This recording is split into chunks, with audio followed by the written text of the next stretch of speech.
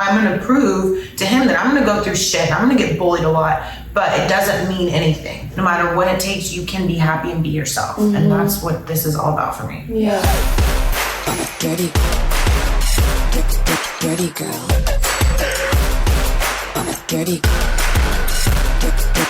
girl.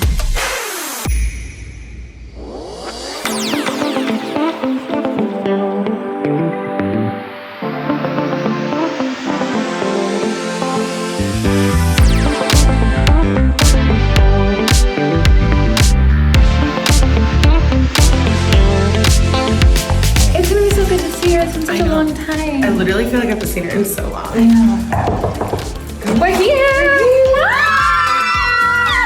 Oh my god! It's been so long. Good to see you, babe. Hi! Hello! Hello! So excited! Gorgeous. Oh, your outfit though. I know, cute. Okay, bye. That's a lot. All right, look, we have so much catching up to do, y'all. It's so good to have Conway back in the mix. When she is gone, it is like a vastly different dynamic with the group. And although we allow California to borrow her, she belongs in Tennessee and she's ours now. Okay, you missed the Logan Paul event. I know. I to fill you in a little bit. It was not what we thought, but it was still a fucking blast. It was fun because like we all had fun together. Yeah. But I mean, We missed you, but you're here now, so I we have know. lots of things to catch up on. Wait, Yes. so you didn't have a moment with him, but you had a moment with no. the manager. But the moment's gonna come when I'm a guest on his podcast, you know? That's But no, yeah, I mean, had a moment with his manager. Also, his friends who like are on the podcast. The reason I'm a huge fan of him is because I'm obsessed with his podcast. So he has two co-hosts, George and Mike, and they were there the whole night. We were at their table. Mike introduced himself to me. Everybody was super nice. And yeah, it was cool. Like even just, you know, that they were in Nashville, like I think that that's really dope that people are coming here all the time or like in the space and in the industry. Yes. I think like more and more people are gonna start being here. And Yeah. I feel like Nashville's definitely like turning into like a mini LA. Yeah. 100%. Very quickly. I know, I can't believe how many influencers are moving Yeah. here. Like it's wild. I don't really like it. Yeah. Being native, I fucking hate it. But yeah. I love it for Nashville. I know, yeah, like it's awesome for Nashville and the exposure and like all that, but it's just like, damn, like I feel like kind of like the Nashville Southern hospitality is like kind of being ruined because like most of the people here now are not native and they don't have that Southern hospitality vibe that like I feel like all of us like have. So that's the only like annoying part. Other than that, like it's of course brought me some amazing people with other mindsets and like different than the Southern Bible Belt mindset, which is I do feel like definitely needs to change here. Speaking of that, can you tell us what happened in fucking because that our group text like broke my heart. Yeah, I got like I wanted to fight someone for you. Like I was like, what the fuck? I'm so like used to it by now that like every now and then like things will still happen and I'm just like, damn, we're still there. Like, are you fucking kidding me? So of course you guys know that like I struggle really bad with my exes and of course I have, you know, my children and I just been completely shunned like from my own family. And my mom, of course, like she tries to tell me like, I still love you, I just don't really agree with, of course, what you're doing and blah, blah, blah, which I understand and I respect their life. I just wish that it was more, you know, kind of vice versa instead of like one-sided. Yeah, like I don't like judge you guys or like I don't discredit like what your lifestyle is. So like why make me feel some type of way because I don't want to live the same you do. Yeah. So anyway, so I of course went to my game and literally was sitting by my complete self. Literally nobody was around me because of my OnlyFans. Every time we get together as a group, there's so much to catch up on, and I had no clue the depths of what Tawni was going through, and it honestly broke my heart. How much different do you think your career would be if you didn't have the amount of support you do from friends and family? I think my career would be vastly different if I didn't have the support that I do from friends and family. Your support system in this industry, especially coming from actual like, you know, sex work, it's fundamental. Like all of the companies I've started are around sex work, you know, Networthy Clothing for sex workers by sex workers. Sex Work CEO, it's a business resource for sex workers.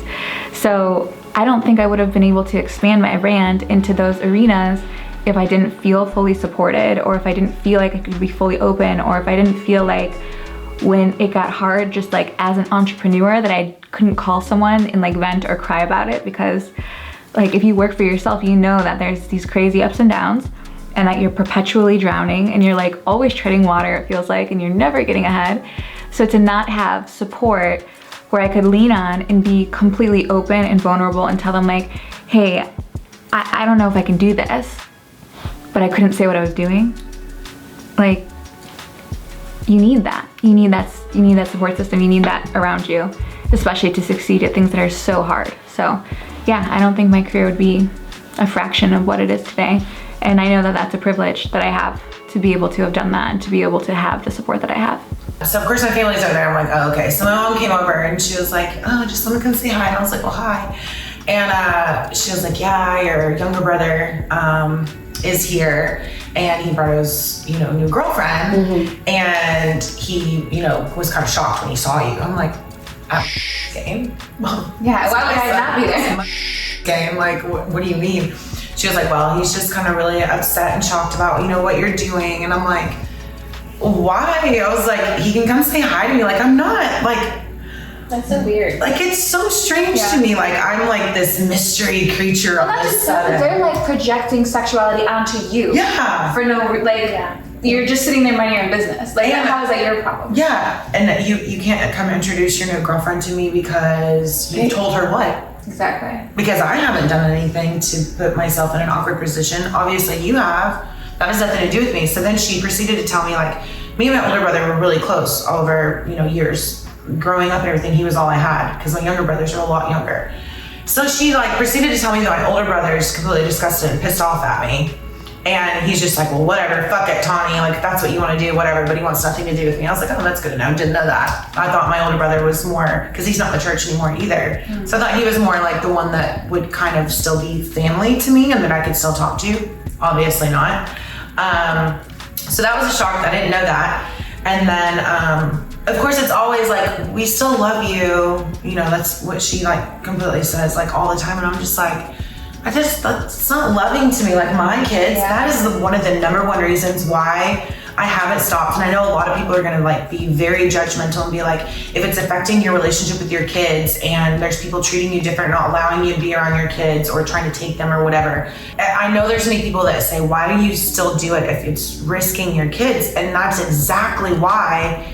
Because I want my kids to always know that their voice should never be shut down. Yeah. You should be whoever you want to be when you grow up. Yeah. Whatever makes you happy, whatever drives you, be that. And don't you ever fucking stop, no matter who's against you. Family, friends, the whole fucking society of Bible Belt. Yeah. And that is the only reason that I keep pushing. Because if I gave in and just like was like, oh, okay, I'll just go back to, church and going, do this and that wasn't truly making me happy. So, and I mean, I don't know. I just like, that's my number one reason why, like, I won't stop. And I'm sorry, this is what makes me happy. This is what's going to provide a future for my children and stability. And I shouldn't be judged because of that at all. What I'm doing with my body has nothing to do with you. Not just that, but like, you'd rather your daughter like suffer at some like labor exploitative job, like working for Amazon. I think those people are happy peeing in water bottles. So like, no offense, because I'm not Amazon. I've never worked at Amazon, but like the things you hear coming out of mainstream. Oh, it's okay. So you have exploitation in every form of labor. It's just what's socially acceptable. Yeah, exactly. So like, they'd rather you slave away and make next to no money and have no time with your kids than you doing what you're doing and getting to spend whatever fucking time you get. Depression, like so much depression in our society comes from people who are not working jobs that they love. They feel like they're a slave to our system. They have no way of ever exceeding a certain amount of money that they've been capped off at with their salary. Like, I've seen it with my own eyes, and it's like, why to stay conformed to this idea of what you should be? Exactly. That doesn't make any sense. It's like, people want to stay, in this really like, and some people love it and that's fine for them, but it's mind-blowing. And how many people who are judging are also consuming? Yeah. And that is what is so funny to me, because now him and his new wife want to judge me so harshly on my career choices. And I'm like, have you gone through your husband's phone lately? Because I guarantee he's still consuming it. This was kind of your first time opening up in front of the other girls regarding what's really going on in your personal life. Has it been hard considering everyone is still getting to know each other? Oh, absolutely. And I don't trust anybody. So opening up about anything personal, especially when it comes to, being a mom, is super difficult for me. Have you ever felt isolated in a similar way to how Tawni has been treated? I haven't felt isolated in the way Tawni's been treated because that's just such a, that's such a different amount of isolation to be kind of exiled from family. I can't relate to that, and I don't want to claim to. But I've definitely had isolation in result of losing modeling gigs because they found out I did adult. So I lost a billboard over that once. There's little things that have happened career-wise that I was trying to accomplish mainstream and got set back from. But to the level where you really feel alone like that and you really feel ostracized, no, I can't relate to that, and I hate that she can. Why does anyone care what any of us do to support ourselves when we're not hurting anyone? We're literally not doing anything negative at all. So I don't get it, and especially since she's such an entrepreneur and has so many other things going on, it makes literally no sense. It's they look at one thing and they're like, oh, this is who that person is, and it's no, it's very obvious you have no clue what you know about that person because there's so much more than this one little thing. For one, I'm not doing anything illegal. Two, my children are not in the background of my videos on OnlyFans. They're nowhere in the house when I'm making content. That's literally absurd. But you're still on my fucking profile. Yeah, Thank you for the screenshots. It's literally a felony to screenshot my OnlyFans. So of course, I pressed And also, charges they on wouldn't have seen it if they weren't subscribed. Yeah. So why not? Yeah. I guarantee your husband is actually the user 249. Sorry, but I'm insane. And as long as you're happy, you're not doing this because you're forced to, or you being happy is the most important thing for your kids, even because to see a happy parent who's thriving and completely themselves, that's gonna inspire them to do the same. Absolutely. And follow whatever passion they want. Think of how many kids are just doing what their parents have forced them to do. That's exactly what I did for so long. And that's why I refuse to be that parent. Not to say that my parents have forced me to do anything, but just the way that I was raised and their morals and everything, they're just not me, and that's okay. We're just different people, and that's what makes us all so unique. With you being the only mother in the group, do you ever feel like it's hard for the other girls to truly understand what you're going through with your career and how it's impacted your family? Absolutely. I feel like nobody really gets it, unfortunately, which is probably another reason why I don't really open up often or bring it up much. I think I have felt isolation in other ways, but I'm not going to sit here and pretend that I can even wrap my head around what she's going through with her children. I don't have kids. The only person that I really have to be concerned with and my choices is me. With Tawni, it's a whole other level that I just can't even pretend that I understand. I have a feeling, and maybe I'm completely wrong, I don't know, but I have a feeling that one day I'm gonna be all fucking ass, and I'm gonna prove that I'm gonna go through shit, and I'm gonna get bullied a lot, but it doesn't mean anything. doesn't mean you have to change. No. Yeah. You can be who you are and be happy, and just like you said, the depression thing, that's so true. I was in a box, even by myself. I put myself in a box, and my depression and my anxiety was awful, and I ended up in the mental hospital suicidal just 2 years ago. And I finally was like, I'm not doing this anymore. I'm gonna just be me and be happy and show my kids that no matter what it takes, you can be happy and be yourself. And that's what this is all about for me. Yeah. You've undoubtedly had the most backlash from your career as an adult content creator out of everyone in the group. Is it hard being so open about that when so much of it is coming from the people you love and care about? Yes, because I unfortunately want to somehow protect the ones that are bashing me. But then the other part of that is that I shouldn't be ashamed to open up about the reality of what I'm going through to protect somebody who doesn't care about protecting me. And if they don't want how they're treating me to be exposed, then maybe they shouldn't treat me that way. Yeah, we all create our own realities, you know, like, Totally. and what reality we want to create. And like at the end of the day, everyone creates their own realities and then they project onto you, right? So like your parents are projecting onto you and all you are is a mirror to what they need to work on. Oh Like yeah. they're refusing to do it, you know, like, so you can't really take it on as your burden. You just got to keep doing what you got to do, and you're doing what's right by your family and your kids, and you're gonna cure like generational curses. Just Yes. basically by being able to see your kids as who they are, 100%, even through the bad stuff or whatever, perceived Right, exactly. hiccups or whatever, but you love them unconditionally because you are loved. Exactly. And each of us are, and so it's so sad that your family's gonna miss out on even enjoying you, Yeah. being able to love on you. Authentically, yeah. They'd much rather just lose that opportunity than just accept me for who I am, and that's what hurts. I was just gonna say that's probably what hurts the most. But I mean, like, I'm okay, you know, because like, Yeah. I've been surrounded now, like, with such just genuine people, and like, it kind of sucks, but then again, at the end, like, I'm okay. Yeah. You know? I'm secure in myself now for the first time ever. Yeah. So, And having healthy boundaries with them. Right. Like, would you really want your parents, how they're showing up right now, to be in your life right now? How That's they so are. true. Yeah. You would absolutely not, because they are not your friend. They are not on your team. So at the end of the day, you're really not missing out on anything other than, you know, like what you're perceived, like how they should respond. Right. Which is disappointing that they're not showing up that way. yeah, But you're seeing them for transparently who they are. absolutely. Yeah. Man, Conway, when you talk, your eyes just fucking pierce the soul. I know, right? It's like it made like I feel naked when I talk. And I'm really used to being naked, so like I'm like she can see my heart through my titties. Pretty fucking sure. Oh my god, that should be on it. Can we please? You can see my heart through my titties. Extremely exposed. Oh, she feels naked. I want to be naked. Yeah, being naked is easier than being Yeah. vulnerable. For real. Oh God, yeah.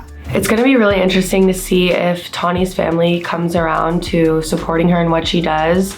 And if they don't, they're seriously missing out on an amazing person. It's just like so sad. Like I mean, I've had like people like text me that I was like a Jezebel. Oh yeah.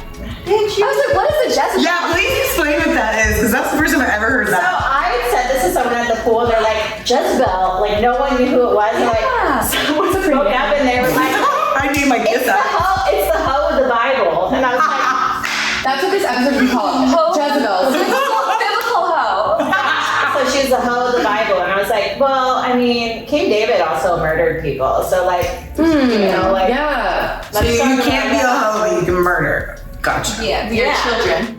My initial reaction to being called a Jezebel was, whoa, you literally know nothing about me, and you're making an assumption based on no evidence you have, other than that I post cute pictures in my underwear. So you're not subscribed to my OnlyFans, you definitely don't know what's on it. So it was completely an assumption. So when I was reading it, it was more like I could see into her projecting her shit onto me of what she was experiencing in life, not actually what I was doing or experiencing. But that's the whole thing, like I was just like, this is so weird, but I had to go back to like not feeling hurt by it, because I'm like, honestly, like she is projecting on me her own ideas and what she's struggling with She onto called me. you It's that? not me. Yeah, it's a woman who's called me it. I did not know that. I read that. And all I wrote back was thank you. Because I was like, you know, from her heart, she thinks she's doing me a service and cares. All I can read is that you're telling me something that you're experiencing for yourself. Because you're not asking me any questions. And what you're talking about, I'm not experiencing. Yeah. So you're not talking about me, you're talking to yourself About you. through me. Yeah. So I'm like, okay, so you're calling yourself a Jezebel, basically. So Can we be the Jezebel gang? Yeah. Love that. the hoe of the Bible. Right on the back. I love that. I did not realize all that. That's so good. But it's just so sad because I'm like, that is not, I mean, that isn't, I mean, it's just so fucked up. I mean, at least you're still in the Bible. True story. She was important enough. Yeah. You remembered her. Not a lot of women in that field. Yeah. A whole lot. This is true. It's funny because I'm not religious, but my tattoo on my ribs is Proverbs 31. Stop it! I made a joke about that. It is. It's she's clothed in strength. Do you remember that? And laughs about fear of the future because it's the one quote from the Bible that says she's wearing strength and dignity and no clothes. So I got it. I love it. Because I can be strong and dignified, fucking naked. Exactly. Well, Yes, you yeah. can. I love that. At the end of the day, we all are fucking naked. Yeah. Yeah, I love You're it. looking at Well, it's just a human man-made concept. Yes. Close schmoes. Yes. Close schmoes. Who cares? I love that. Okay, so regroup. We will get together again and catch up. I have to get to work. I know you have Yes. a meeting. And I have school. Yeah. All right, girls. All right. I love you guys. Thank you for visiting me when I came home. For sure. Thanks for the donuts. You're welcome.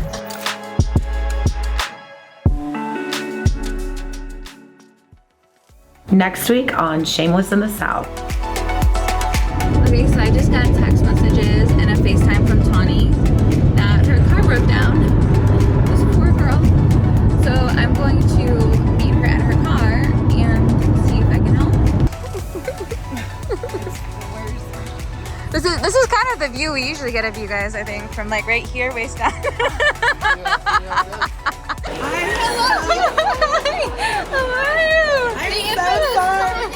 I wanted to connect you guys because out of everyone in our group, like you've really had the hardest time, like with backlash and like just for your career as a mom, all of these things. And I know Ruby can relate to that. So I thought it'd be nice to connect you with someone like, I don't have kids, obviously I can only be and give so much insight, but she's kind of gone through it and her story is really interesting.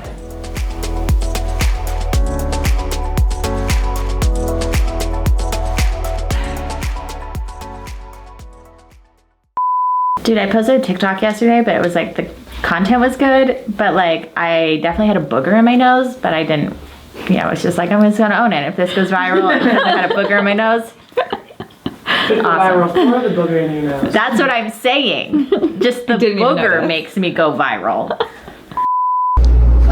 What are you doing? I'm saging all the bad energy out of the house before they come.